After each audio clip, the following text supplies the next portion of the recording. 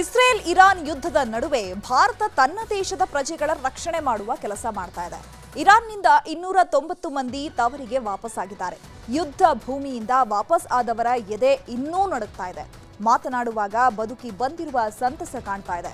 ಈ ನಡುವೆ ಇಸ್ರೇಲ್ನಿಂದಲೂ ಕರೆಸಿಕೊಳ್ಳುವ ತಯಾರಿ ಆಗ್ತಾ ಇದೆ.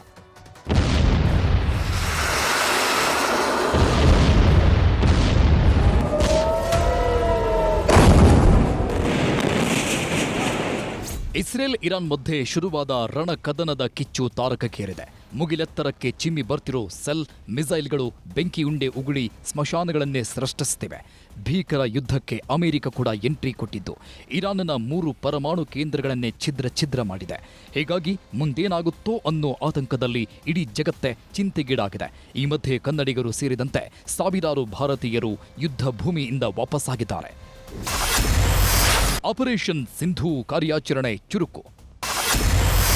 ಇರಾನ್ನಿಂದ ಮತ್ತೆ 290 ಭಾರತೀಯರು ವಾಪಸ್. ಕ್ಷಣಕ್ಕೂ ಇಸ್ರೇಲ್ ಇರಾನ್ ಮಧ್ಯೆ ಎದೆ ಸೀಳುವ ಗುಂಡಿನ ಸುರಿಮಳೆ ಜೋರಾಗ್ತಿದೆ.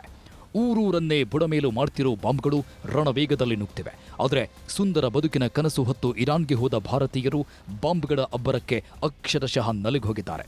ಯಾವಾಗ ಪರಿಸ್ಥಿತಿ ಕೈಮೀರ್ತೋ ಕೇಂದ್ರ ಸರ್ಕಾರ ಆಪರೇಷನ್ ಸಿಂಧೂ ಕಾರ್ಯಾಚರಣೆ ಶುರು ಮಾಡಿದೆ.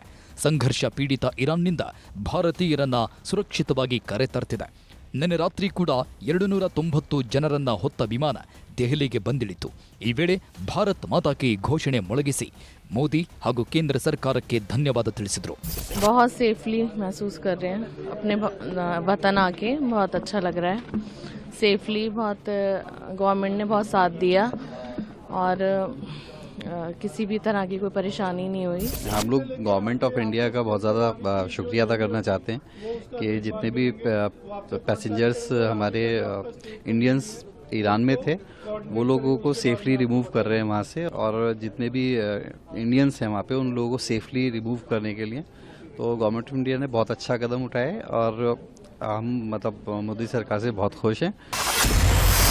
ಯುದ್ಧ ಭೂಮಿಯಿಂದ 10 ಕನ್ನಡಿಗರು ತವರಿಗೆ. 290 ಜನರಲ್ಲಿ ಗೌರಿಬಿದನೂರಿನ ಅಲಿಪುರದ 10 ವಿದ್ಯಾರ್ಥಿಗಳು ಕೂಡ ವಾಪಸ್ಸಾಗಿದ್ದಾರೆ. ದೆಹಲಿಯಿಂದ ಇಂದು ಬೆಳಗ್ಗೆ 10 ಗಂಟೆಗೆ ಕೆಂಪೇಗೌಡ ಏರ್ಪೋರ್ಟ್ಗೆ ಸುರಕ್ಷಿತವಾಗಿ ಬಂದಿಳಿದ್ರು. ತಮ್ಮ ಮಕ್ಕಳನ್ನ ನೋಡ್ತಾ ಇದ್ದಂತೆ ಹೆತ್ತವರು ಆನಂದ ಬಾಷ್ಪ ಸುರಿಸಿದ್ದಾರೆ. ಇದೇ ವೇಳೆ ಮಾತನಾಡಿದ ವಿದ್ಯಾರ್ಥಿಗಳು ಇರಾನ್ನಲ್ಲಿ ಸೃಷ್ಟಿಯಾದ ಭೀಕರತೆ ಬಿಚ್ಚಿಟ್ಟಿದ್ದಾರೆ. ಅಲ್ಲದೆ ಸೇಫ್ ಆಗಿ ಕರೆತಂದ ಕೇಂದ್ರ ಸರ್ಕಾರಕ್ಕೂ ಧನ್ಯವಾದ ತಿಳಿಸಿದ್ದಾರೆ.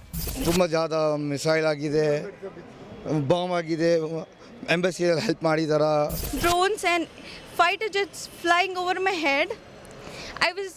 My eyes still can't believe that I am standing next to you. I am thankful for Indian Embassy for all the efforts they put. It really feels good. It's our homeland over here. Finally we all are back safe over here. There were no casualties from the Indian people. All are safe. ಇಸ್ರೇಲ್ನಲ್ಲಿರುವವರ ರಕ್ಷಣೆಗೂ ಭಾರತ ಸಜ್ಜು. Iran ಮೇಲೆ America ದಾಳಿ ಮಾಡ್ತಾ ಇದ್ದಂತೆ ಇಸ್ರೇಲ್ನಲ್ಲಿರೋ ಭಾರತೀಯರನ್ನು ಕರೆತರಲು ಮುಂದಾಗಿದೆ ಭಾರತ ಸರ್ಕಾರ. ಈ ಸಂಬಂಧ ಇಸ್ರೇಲ್ ಜೊತೆ ಮಾತುಕತೆ ನಡೆಸಿದೆ.